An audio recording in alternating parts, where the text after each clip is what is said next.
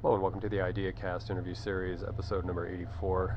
My guest in this episode is Christopher Norris, and in 2016, Christopher founded the Living Library Sanctuary for Sacred Plants, which is an ethnobotanical center in Costa Rica.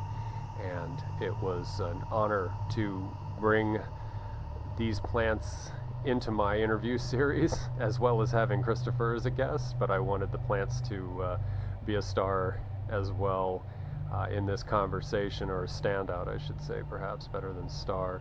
And so I hope you enjoy this conversation. Botany and horticulture has always been a passion of mine, and so it was great to have an intersection of, I guess you could call it spirituality or the philosophy of plants, maybe, or nature. So it was just a great conversation. So I hope you enjoy it. I hope you get something out of it, as I very much enjoyed generating this conversation with Christopher. And thank you, as always, for listening to these conversations. I appreciate it. And I'd like to welcome Christopher from the Living Library to the IdeaCast interview series. For my audience, I will say this is going to be a little bit of a different interview, but it's somewhere where I feel very comfortable and very fortunate to be having this conversation, because horticulture and botany are another love of mine, and I don't normally cover that in the interviews that I do. So I just wanted to put that out there. This is going to not just be about plants and botany, but a lot of things, ethnobotany, which again is a love upon a love that I have. So Christopher, welcome. I'm so glad to have you here. Absolutely. Thank you so much. I really appreciate your opportunity to get this message out into a broader audience. Very grateful to be here. Yeah, and I'm happy to be that conduit that helps platform you guys and get the message out. So, and as I mentioned, I too share a love for medicinal plants, ethnobotany, as well as just plants and horticulture in general. And so, but before we get started talking about the Living Library, let's talk about you for a moment, because I think it'd be good to onboard that information, and then we can then talk about where you are presently. So if you want to give us whatever background you find appropriate to contextually tie us into what you're doing now. Absolutely. Absolutely. And so my work has been for the last 10 years as a bridge in between many cultures, working as an opening for cultures to come together and bring their medicines to a sanctuary space, teaching the method that they've carried these medicines for the last millions of years as a way, or thousands of years at least. Our work in this past many years has been holding as a sanctuary space over a long period of time. And because of the way that we've done it, we've gained a lot of favor and a lot of abilities to expand these works into the hearts and minds of others. It's a very beautiful work and background. I'm originally from the United States. I've been in Costa Rica here in this beautiful, majestic country for about 14 years. It were great shifts in my life that took place. It shifted me into looking for a different way to heal and a way to be in a natural space and come to a great center. And this work here is really one that is really a beautiful legacy of work, and I'm really grateful to share it with the audience and see this road open. It's a very much a different way of life. Something that we're doing here is not something that's usually it's very off on the fringe, but yeah, it's something that's very important, and I think it'll have an effect on many people. Yeah, and I believe when we talked in our pre-meet that, and you touched on it just briefly just now, about you're coming at this as somebody who has benefited in your own healing journey and your own healing path, with plant medicine, with a different way of healing. And I think that adds a nice dynamic to your vision and to your gratitude and your respect for that which with you engage in the project that you're engaged with.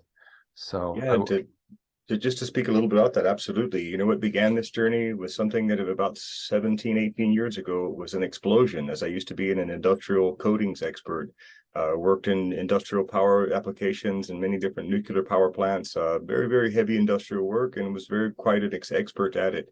Unfortunately, due to an explosion of me at one point, was leaving me burned to about 75% of my body, and in a very heavy case of post-traumatic stress for the trauma that comes with that kind of effect. And yeah, it was a space of going through what modern medicine would offer, through all of therapy and all of the modern drugs that people would be given to try to find themselves back in a peaceful and whole state.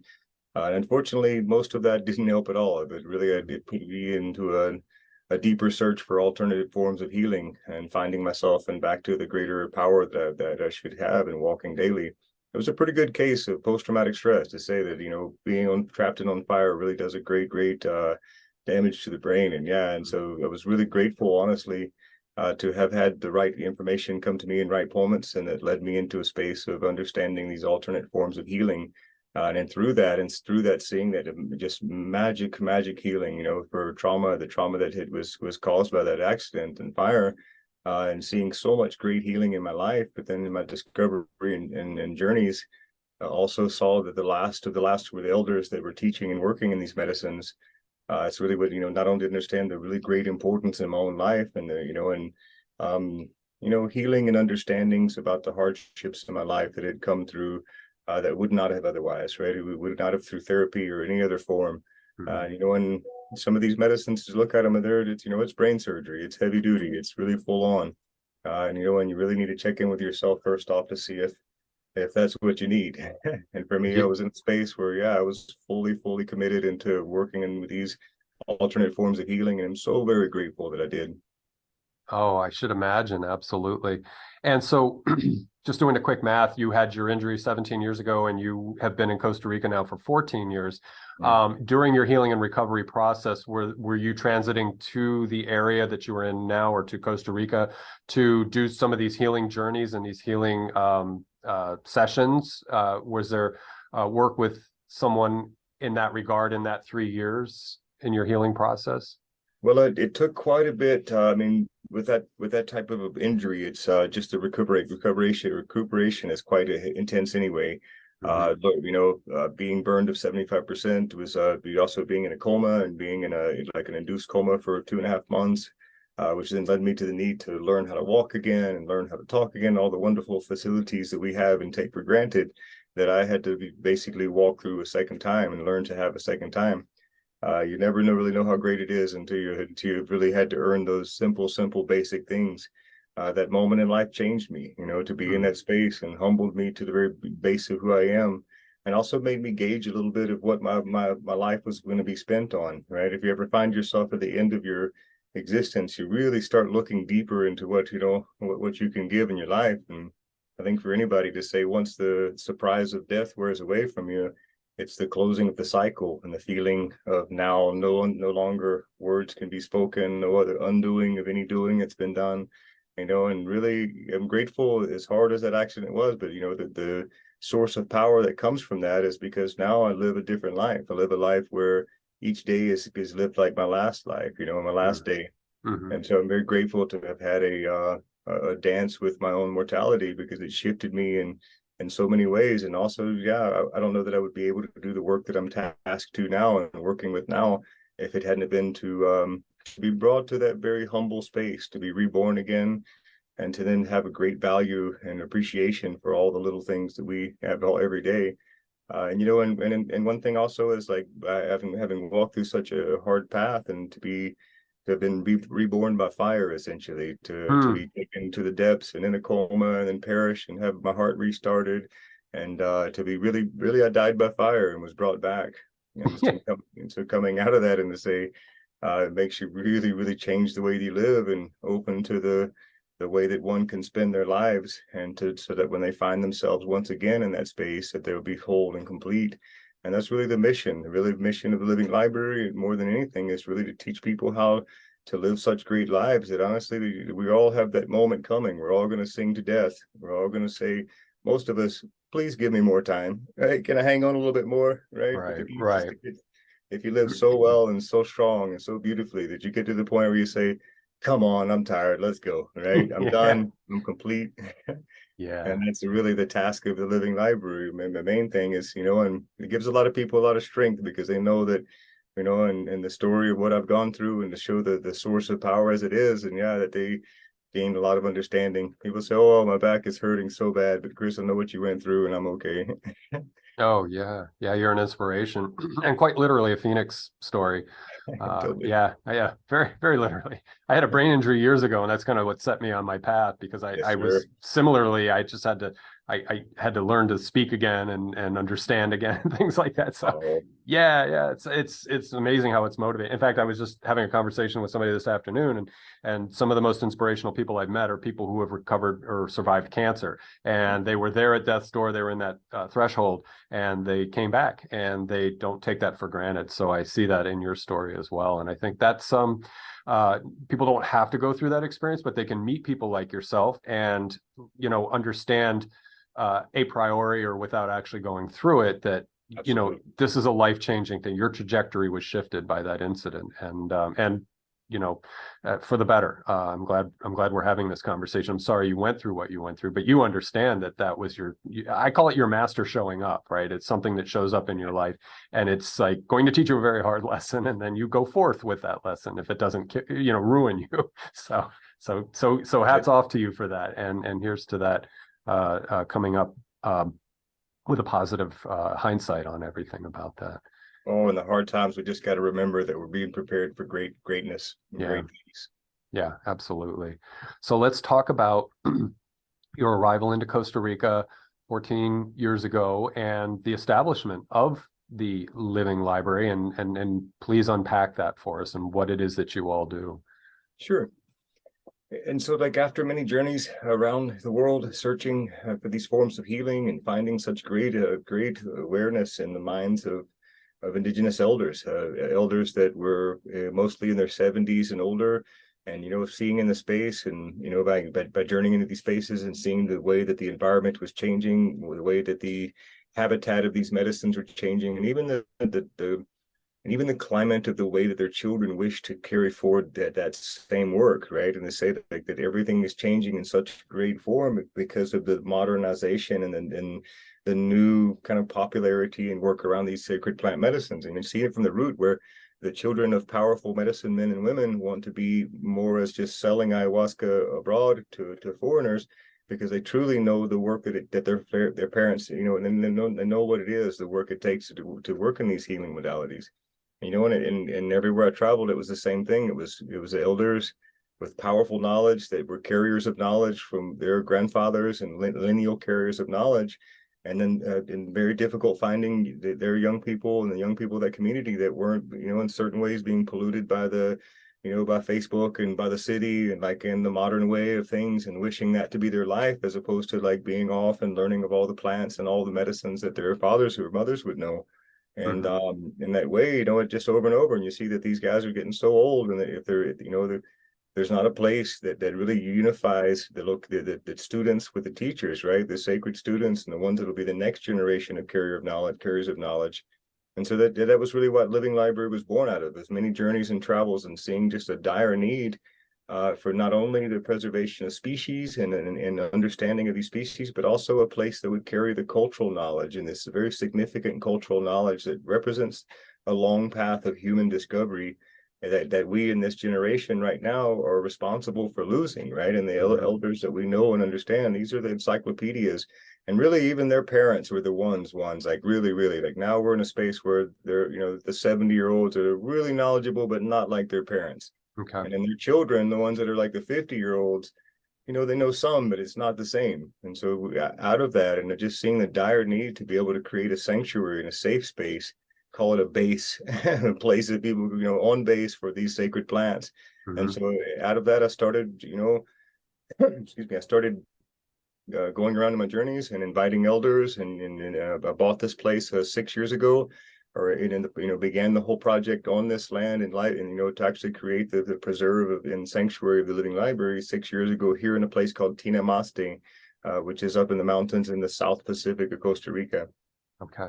And yeah, that's really what kind of the initial thoughts around it, just seeing that the environmental changes and degradation, and we're losing so many of these plant species. We're at a rate that we can't calculate. It's going so fast that I knew that in that time that the greatest use of the rest of my life would be to be in preservation of these wonderful healing modalities, and then allow elders to come and teach, and also be, to be able to develop a place that would keep them in the great care that they are held in their own communities, where these men and women are healers within their capacity, and are very much, kept well, and they're like they can barely keep their feet to the ground when they walk into a room because people are so grateful for the work that they do. Hmm. And so that the purpose in creating this library was in that, is to create a very safe and sanctuary for them as well. And it, and since this initiative and this started, so many people have helped us. And, this whole center is really supported by our community. We're 100% supported by our community. You said it's a really, really beautiful thing that everywhere, everything you look at here, from the floors to the walls to the fire circle to everything that's here is built because of the people that believed in our work and believed in the integrities of the work that we're doing here. And even beyond that, because of the way that we're working in sanctuary with these plant medicines, right? So we're not here in any way monetizing it, into even to grade sacrifice, and sometimes to ensure that these plants aren't monetized or exploited in any way, because that's our agreement. It's the prayer that's held over this land, and that's the reason that so many of these indigenous elders have been willing to lend to us knowledge. It's because they see that we're not trying to turn around and immediately, we're not trying to serve these or monetize in any way. And so it's quite a different project where there's a lot of places that work in the direct service of these medicines. And, and bless everybody that's working their way of healing and all that. I'm very, very grateful for these things, but this center is very different than those. We don't work in the open service of these medicines. And I don't intend to do the work of these powerful healers. Like I believe in there's such a thing as imagine it like a master sword maker, where a master sword maker is one whose grandfather was a sword maker. You can be a sword maker if you want, but you'll never be a master, right? You can teach your son, and maybe his son, could be a master, but in that way that these living elders, that's what they represent. They represent a generational understanding greater than one person can attain in their lifetime. And it's just when you stand and work with them and you see the understandings that they bring, it's one and the different. And then really right now, so much of the work of the Living Library beyond preservation is trying to, is giving an impact into the teaching of ethics around these medicines. And so that people can find the medicine they need, right? In this world and the path that we've taken, we're very grateful that these plant medicines can bring us to a wholeness and a greater understanding. But we also do need to be very clear about where those medicines are coming from and to which communities are they derived. It needs to be said, the name of that community at very least, that we should understand to which, these medicines they belong to, right? To say that their names should be mentioned in the process of any of the discovery of it. Most of those communities gave their complete identity because of the same road that brought out the medicine, that brought out the seed for ayahuasca or the seed for these other plant medicines. If you imagine that same seed that came through that same path was brought out, it also brought out their forest. It also, they brought out all their culture. And so the very minimum we can do is mention their name and bring them into the conversation and support these communities, because they're very much right now direly needing support. Mm-hmm. And it sounds like to me that you're doing two things at once. You're preserving the plants by protecting them, but you're also preserving a lineage of wisdom and knowledge about the plants. So this is a twofold process, and they're very much interlaced with each other. So I find that to be very profound in the sense that that's not, as we have modernized and mechanized and all these other things, that it's the directness of that relationship seems to be so in the United States where I am, it may be more vague. And I'm just appreciating what you're talking about, that there is a tight relationship between the shaman or the elder, the wise person, and the plants. Whereas up here, it may be more of there may be a third element of just books or, articles online or things like that. And you go and you extract what you need, and then you go try to execute something. And you're not really immersed culturally and deeply relationally with that, like you said, through ancestral passage, almost like genetics, but it's memetics, and it's being passed on in that sense. And so that's, to me, that's terribly important, because we don't want to lose that. We can't afford it. Now you mentioned ayahuasca, and can you go over the spectrum of ethnobotany that you're working with? You have the spirit plants, the medicinal plants. Do you work with foodstuffs like cultivars of cocoa, like theobroma, things like that? Are you working with that at all, or maize, the corn, or anything like that? Most definitely, Yeah, absolutely. And cool, so cool. our main focus obviously are entheogen and Mm-hmm. plants that have been used and carried for thousands of years. And the most powerful ones are really the ones that humans have known the longest, right? In that way. And in that realm alone, we find ourselves very busy. There's always a lot to do in that way. Most definitely, you have many different plant medicines that are not in the realm of the more ceremonial plants. But it's a lot of that is just our understanding of keeping those is really about the ability to work in multitude levels of healing, and giving food abundance and food sovereignty. So we work in more the like heavy duty permaculture plants that don't Mm. require a lot of effort, plants that you can just stick in the ground, grow very well. And so we really focus most of our energy because our energy is so taken in the many different varieties of plants that we're working here, that the food stuff has to be pretty self-sustainable. It has to be heavy duty. It has to be able to kind of take care of itself. And so we push with most of those plants and then also inspire others to grow. And because, yeah, with this library in this space, a big part of the work is about inspiring others to the same ethic, right? Is to see that this library will expand and grow. And really it has been, as we're working with many different sisterhood properties. And so the purpose is that each individual can have the great opportunity to work and grow these plant medicines as their own, and the love that they give to that plant will then turn into medicine eventually. And that is a way of working wholly and cleanly with these medicines. If you're growing them yourself and you've recreated this lovely plant with its wonderful alkaloids that it'll offer you, just imagine many people won't get there. Many people don't have that ability to focus and alter themselves to make this plant happy. Some people just like don't have it, right? Mm-hmm. And so the capacity of bringing medicine to your community, it's a whole piece. It's like something I speak about a lot. It's really right now we're seeing a big realm of everybody wants to work in the heavier entheogens. Everybody is like searching to be trained and approved and whatever, so that they can now work with ayahuasca and work with these other medicines. But there's just a piece to be understood to say that you should be working in the healing of your community in all ways, right?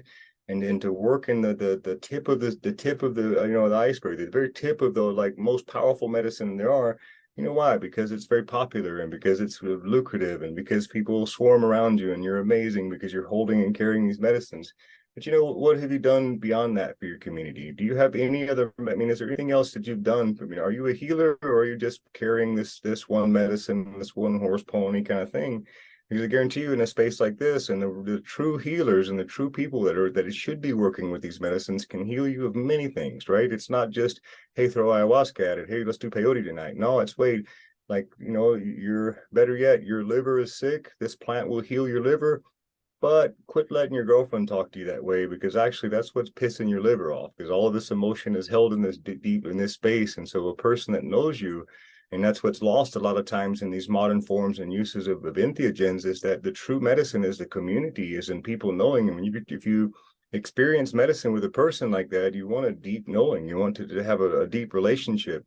I just think it's very irresponsible for these circles of people to say, hi, nice to meet you. I hope you trust, the crystals on the altar. Here's the most powerful substance that you'll ever have in your life. I hope it works, but tomorrow you'll never see me again. Yeah. As opposed to being there for you as a part Yeah. of your community and someone that's able to listen to the experience that you had and relate it to you, but also a person that's there working with more than just that element. Mm-hmm. Someone, a person comes to that level when they're named as their community, when people around you, because of the good deeds that you've done, right? Because of the work that you've done, and not the like showboating, amazing, or no, the unseen stuff, right? And because of that work, then you're named as a spiritual community leader. Yeah. You're Yeah. named in that way. And so those are really, it's like the people that we're working with. It's really important to understand that most of these cultures were persecuted for their knowledge, right? And so the people that are the most knowledgeable, so a way to gauge about who you want to work with. The ones that are the most knowledgeable are usually very humble, very simple. They could be like people selling candy on the street and you never know it, right? It's because their Yeah. culture was persecuted for that. And Yeah. so when you see people that have their full regalia and full peace, it's because they're like need you to believe, in their imagery more than what they know. Is the ones that know will speak 4 words and have everybody just like, oh my God, that just changed me. Yeah. I'm Yeah. very grateful to work as a bridge in between these types of healers and elders.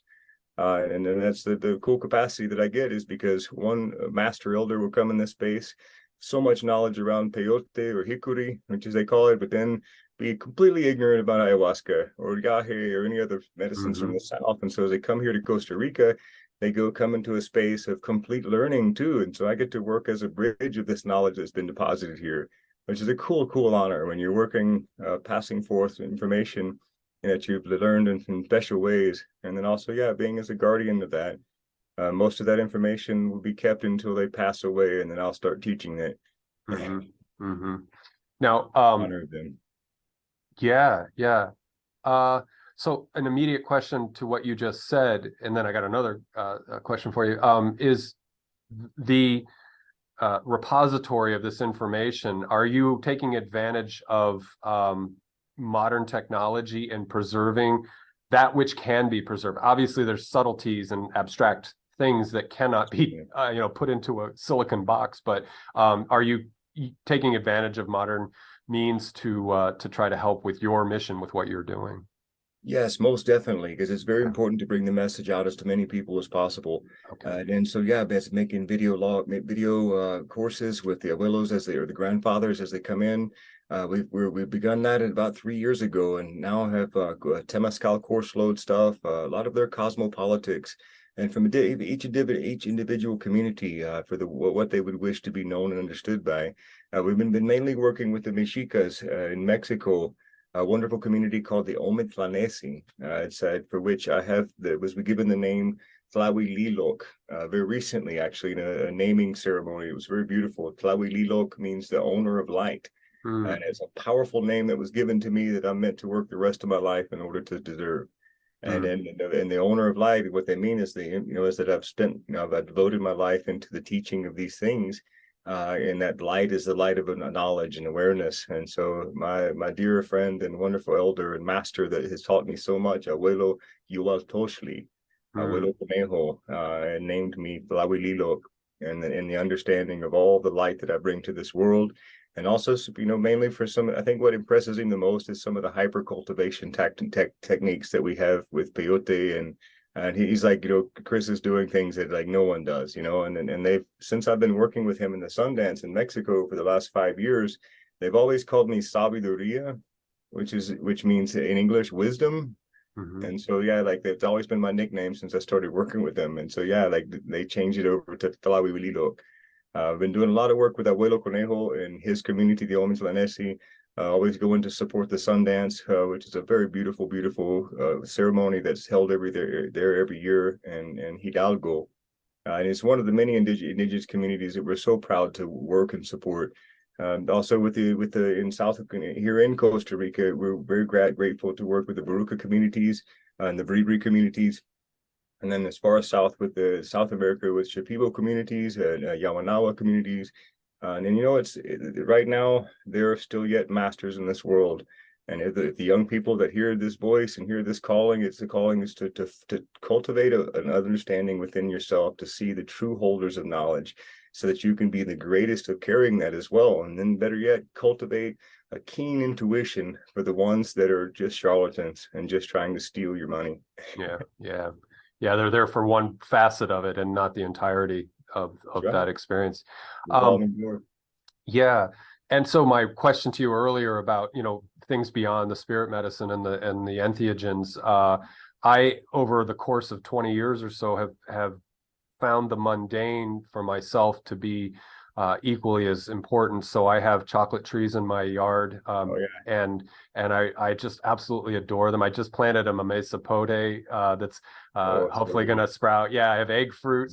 So for me, the fruit trees that give us that gift of fruit speak to me not in the capacity that ayahuasca could do, or San Pedro, or any of the mescalines, that those gifts, that exchange that you have, is I take care of my mango trees, I take care of the little things that I have, my little bush cherries and things, and I get this relationship going with them, and it's not nearly as profound and groundbreaking as some of the stronger medicines, but that's one of my reasons I asked, is I've fallen in love with that idea that even the most seemingly boring and innocuous plant, like around here in Florida, we don't have a lot of strong herbal medicines, but I've worked with people from Mexico who will eat what looked like weeds on the side of the road, and they're like, oh, this expels worms. And so I'm like, oh, take a note, you know, and that branch of ethnobotany is equally fascinating to me. And now Most I do have definitely. a plant geek question for you for the other end of the spectrum, because I used to collaborate with some guys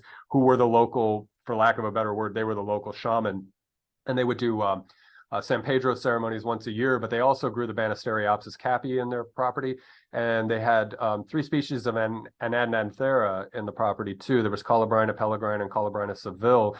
I would ask you from a geeky question, do you guys have those yopo trees that far where you are? I don't know if they come from the Amazon or if Anadnanthera comes from where you are as well, if it ranges up into the Meso Americas. Yeah, with Yopo and Sable, those were actually pretty well transported kind of around, and it was a very high commodity in times. And so it's originally from Brazil, but definitely it was all the way up through the Caribbean and up and even to Florida, right? Transported and used. I have a dear friend who is growing it on his property, and they're pretty big trees. And the living library is, you know, for larger trees right now, it's kind of a big piece to put in. And so we have them growing very close to us, and it's definitely possible in this part of the world. I'd love in the future to be able to expand into a larger tree crops of things.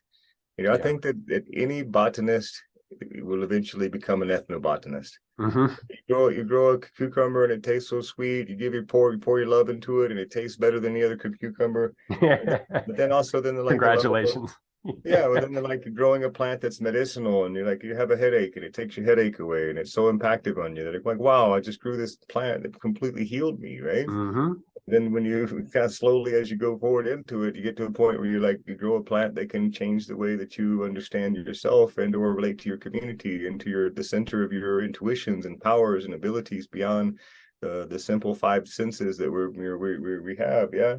And then those plants, they really give you the great aha moment, something that eventually anybody will always come to if you're working with plants. Yeah, absolutely. And again, years ago, I was very focused on those spirit quest kind of experiences. But you know, in my middle age, I've settled into like just loving, like I have potatoes growing in buckets. I can't grow them in the ground here, but man, you know, it's just like, so so if you're not into the psychonaut aspect, to the audience, you know, your relationship, if you have a summer garden or if you grow herbs, culinary herbs or things like that, you know, the language that you're speaking, Chris, speaks to me as well. It's on a spectrum of, again, human plant relationship, and you can develop those relationships and you know, go on an ayahuasca if that's what you feel you're drawn to, but also you can do the mundane and exercise a relationship. So what I would like to ask you is, I want to perhaps finish with how we I include myself and the audience can connect with you and be supportive of you. But before that, I had a question. I thought I saw it on your website that are you either currently collaborating with academic institutions, or are you open to researchers, students coming down and using you as a means to maybe position themselves and then explore the terrain and the plants and so forth? Have you gotten into that at all, or are you open to that? Or absolutely, we're most definitely open to it. You know, the purpose is to bring this message as far and as wide, and you know, those that are understanding and from that level and of academia, you know, the piece is that there's only so far you can go in that realm. You know, there's only so much that you can learn on the internet. You hit finally a glass ceiling in ways that you know, to finally get to the point of experiential learning, hands-on plant with actually you know, a deeper understanding of the spirit that exists within that plant, moreover than just the alkaloids or what it could contain.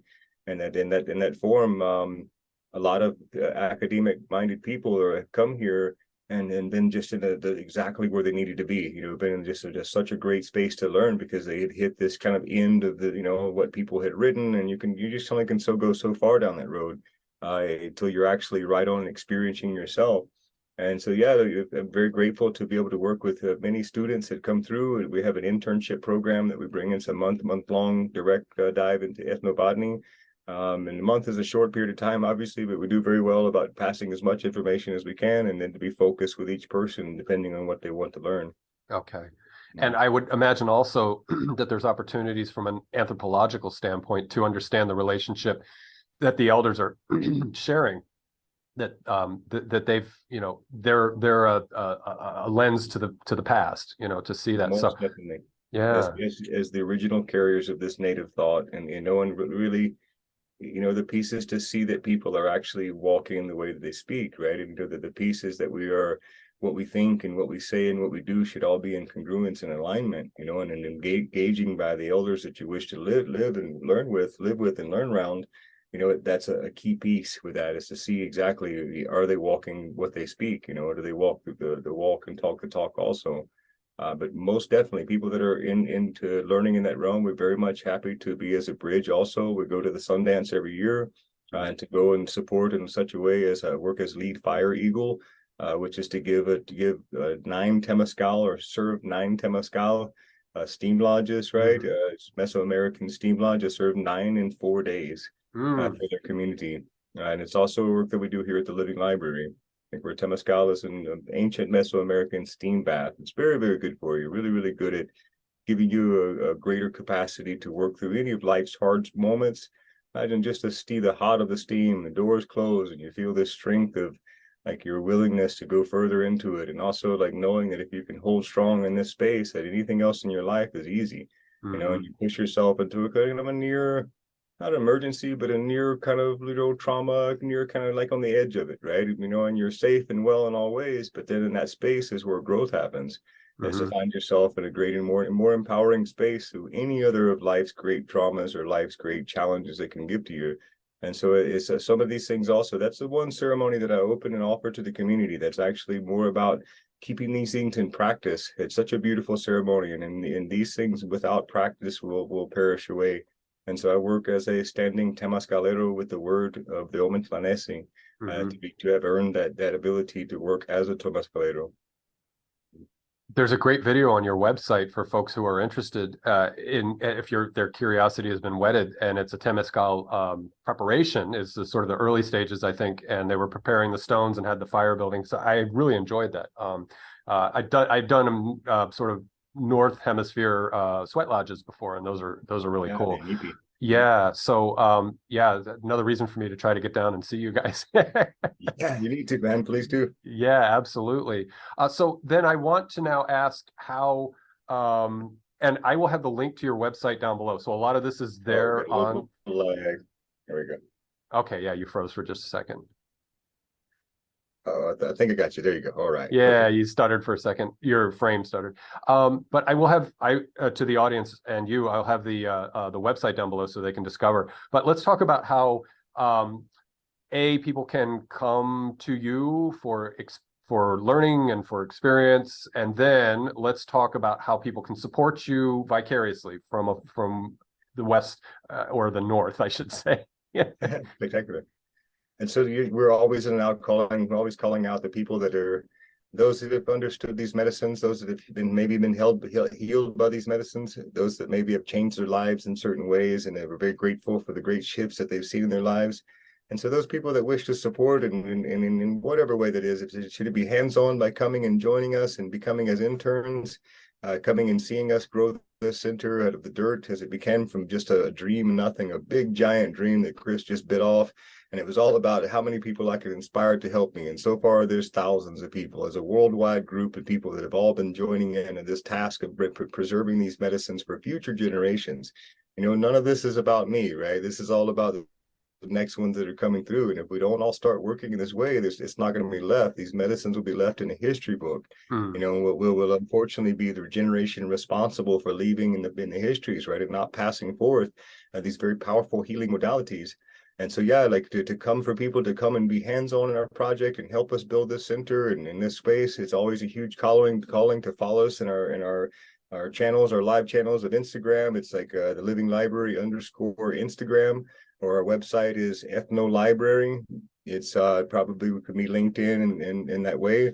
And those that wish to just leave an impact for the future of the world, and then I can put their energy of the things that they're doing, those that feel that this work is just and amazing and want to take part of it. We're very, very grateful for all help, and and we're also in that way sponsoring other tribal elders We want to work as a lighthouse, right? And so the Living Library is here, and regardless, if even if we have no help at all, we're still charging down this road, and it's still going to happen, right? It's a beautiful thing. Is there's so much love and support and care that, yeah, to have support is to open the road and to open up for more people to come and learn, and to give a greater impact to the indigenous communities that we're supporting. And so, yeah, we want to be also as a lighthouse for that. And so if you want to go and work with the Omitlanesi directly, I would inspire you to work with the Abuelo Conejo Yoaltoshli. And any of that information, please reach out, and I'd be happy to link you in and or in any way, yeah, to bring the light of the awareness of this interview to directly to those beautiful communities that we're supporting. And we are always needing sponsors, people that want to come in and help this work. We're right now building a larger volunteer dorm space. There's a lot of just infrastructure things, and we want to get to a point where it becomes, well, a little less of the construction and building, and we can get to a space of really just doing the work of preservation of sacred plant species, and then linking in with more tribal elders. I mean, eventually I get to be, like in my perfect space, I get to be just off in the world, searching for other new tribal and linking with tribal elders, and bringing their message to a broader audience. And then the Living Library will work as a beautiful machine already with its beautiful team. That's great. That's so awesome and very inspiring, I should say. I noticed on your site that you have an adopt a plant. You want to share that a little bit on that too? Yeah, that's a great opportunity for those that just want to give a little burst of love to the library and allow us to expand some of these gardens. And so each person, we put their name next to the plant, and we can send them a picture of that little plant as it grows in the garden. And then, and each person can adopt it on an annual basis, and then just see that, yeah, that they pushed in a little way. That's a very beautiful thing to do. But yeah, it's really very grateful for the ones that have adopted these little plants. Cool. Very cool. Now, if someone were to want to come to where you are and have an experience with you, do you talk to them beforehand? Do you do a pre-meet with them, or do they just book and then show up, or how does that work? No, it's very important that we meet people that are brought here, people that are guided to be here and understanding exactly why they wish to be here, and also to just make sure that all of our expectations and understandings for their experience are known. And it's really, really important, the type of people that we bring in this sanctuary, is we've created this sanctuary for plants, and also just what people bring. It can change and alter that. And so it's much more important to be working with high vibration, beautiful people that are coming with the right intention to learn, because, really, it's the chopping of the wood and the carrying of the water, and that spirituality around here, right? And that's really with indigenous cultures, that is the one currency that they will receive to be teaching you, right? And this exchange is your hard work. And with all these indigenous communities that we've been supporting, the reason they've taught me is because we've worked our hands to the bone, in our community in so much ways. And so, yeah, like as a way to the type of people that are coming into this space, we definitely are calling of the high vibrational souls that believe in these medicinal, pieces, and also the ones that are learning to be as guardians as well, learning to be as carriers of knowledge, and then also the ones that wish to see this plants proliferate across the planet and be as a part of a legacy, because who knows when our last moments can be in this life. And we want to be ensured that the deeds that we've done are all lasting and good. And, we can never die if we lived in the actions of others. And the greater that you live, that you will never perish, because that's always moving forward. And so, yeah, with that is to say that we were definitely looking for hardworking people that want to come in. The community is always expanding, and there are even possibilities for long term. If someone wants to come in and be a marketing media manager, that's probably the biggest part about it. Is like the ones here that are doing are not too much posting about it. They're like really doing it. And so having more people to work in that support is wonderful as well. Media people that help out, marketing people, fundraising people. It's really just all about Chris and who he can inspire to help these wonderful plants. That's really great. And I'm so glad we connected and that we were able to have this conversation and share just a sampling of what you're doing. And again, with my having put the link to your website down below, I would encourage people to discover more and to learn more.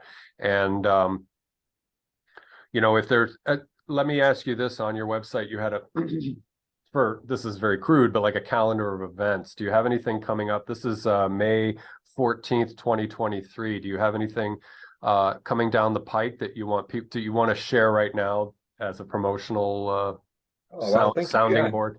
Absolutely, yeah, it'd be wonderful. And and to write just for the dates, we don't have anything right now other than temazcals that we do about Okay. every 2 weeks here. Okay. But the works that we're offering here for people to come in on the longer term works that we do are more around empowerment, rewilding, understanding around more of these plant medicines than just the more sacred ones, but all of them, all the ones that are growing on the property. And so what we're doing is like jaguar journeys, where we bring groups of men off through the forest and push them into the very limits of their abilities to come to a space of hyper focus in the forest as a jaguar would walk, Mm. and giving people a different experience of the forest as to like slowly step and experience in it in a kind of like a hyper real like in way of it. And so yeah, it's a very beautiful offering of rewilding. And then and it's rough, it's a place where we're deep jungle and that way, and you see such beautiful things and great growth of the men that come through it. And so then we do also elixir groups where everybody comes together for like a 3-day experience to have a greater understanding of some of the simple plant medicines that grow here. Just the wonderful things that aren't kind of the ceremonial things that allow people to have a deeper dive into those medicines that they could best use to heal their community. This is really important in our local space, is to also empower from all levels, not just to be for the most powerful plant medicines, but also just things that cure foot fungus and things that cure all these wonderful things. Yeah, all these different ailments. That's so wonderful. So, Chris, I'll ask you if you have anything else you'd like to share with our audience, please. And then, if something comes up and you guys, if you need an outlet for promotion, then you can come back and we can talk some more. But Thank you yeah, so kindly. do you have any parting thoughts or anything you would want to add to this conversation? Yes, absolutely. Thank you so much. I would just say that now is the time. Now is the time to engender an ethic of land stewardship. And as we walk forward in this world, that we're coming to a space of holding this knowledge and carrying forward, becoming guided in our path, also in the ways that we're using more than our simple 5 senses, right? Human beings have been lied to believe that they have only 5 senses. There are many, many more. And so let's not be limited in that way. Let's be humble, be guided, be in a space of working in the human being's greatest capacity, which is pure love, right? If we share love for each other, we can do this, y'all, right? There's so many beautiful qualities. If we could just be gods, right? You just quit being demons and start being gods. Be humble, be compassionate, work in service, right? There's so much that we can bring heaven to this world. And man, it's just a piece. It's such a joke to believe in a distant heaven or a distant hell, but man, we can create it. We could be gods or demons amongst this place. And so yeah, just to inspire everyone to their greatest capacity of pure love, and to send that beam of love right now from me to everyone. And I can fully connect with you because I am pathologically in love with plants. I do these interviews, but I also have a horticulture channel, and that was there long before these interviews. And I've been in Florida, which is essentially subtropical, for over 30 years. And the moment I got here, my eyes opened and things shifted. And even when I go back up north, we were in New York recently, and the first thing I did was go to a botanical garden, and I connected with the fir trees and the magnolias, and I just really, everything was flowering, and I was like, it's so beautiful. So it's anywhere you go, save for a couple of different deserts where there's not too many plants. But yeah, that relationship is so profound for me. And I think science is finally catching up to the sentience of plants and the similarities. Certainly they are not animate like us, but they are living beings nonetheless. And I just can't. And you're doing the good work to steward them, to protect them, and to ensure their success, because we are all, as the Buddhists say, we are interdependent, and that includes plants as well. And that's what I love and appreciate about the work you're doing. That, and that you're teaching and impacting people of all generations, but more importantly, the younger ones, passing things down. And ensuring the longevity and the perpetuity of these teachings and the relationship we have with plants. So I just want to acknowledge and offer gratitude for that. So And yeah, absolutely. And Chris, again, you're welcome to come back if something comes up, and just reach out to me, and we could, even a quick like 15 minutes, we can hop on. Sure. And I'll even put you over on my plant channel too. Cool. And we can have that conversation there too, because whatever I can do to be a helpful person in that regard, I'm at your disposal. So Bless your heart, sir. Thank you so kindly. That's very, very awesome of you. I really, really appreciate your interest in this work. Of course, it's the least I can do from my place where I am now in Florida. So, but yeah, no, I will. It's been, we honeymooned in Costa Rica, and that was over 26 or 7 years ago. So it's been 24 years. I should know how long I've been married. It doesn't matter. But yeah, we were there in 99, I think, whatever that is, 24 years ago. I just absolutely gorgeous place. And I love the mountain climate, because we're very hot down here in Florida. It's like sea level. So it's a different place. Cool here on the library as well. We're up in the mountains quite a bit. So it's cool enough at night to really enjoy a good blanket. That's so wonderful. Yeah, in fact, we were thinking, my wife and I were thinking of retiring to Ecuador, to about maybe 1,000 meters or 800 to 1,000 meters, and not be able to grow some of the really tropical stuff, but you're only half an hour drive downhill, to all the tropical stuff. So that's on the table. So maybe someday. And the garden I'll grow down there. Yeah, really. We'll help you out. We'll get you started up. My whole life revolves around what can I grow? It's like, if I ever, God forbid, I had to move back up north, I'd have the biggest greenhouse and I'd have all my babies with me. So, that's you understand that. Yeah, exactly. This is my life, man. Yeah. What do we grow here? Yeah, plants take priority in my life. So Chris, thank you so much. It's been a really great conversation. It's different for what I do, and I love that. I love that I can bring something novel into the fold with my conversation. So thank you for being there for that and doing that with me. I appreciate it. You're kindly welcome, sir. I look forward to the next time that we can see each other and have a beautiful, beautiful afternoon. And to your wonderful audience, thank you for tuning in and checking out. Yes. Day. Yeah, thank you all so much. And I'll say goodbye to you after I hit the stop record button. But to the YouTube people, thank you so much. I hope you enjoyed this different novel conversation. And please check out the work that they're doing at the Living Library. I appreciate that. All right, bye-bye, YouTube.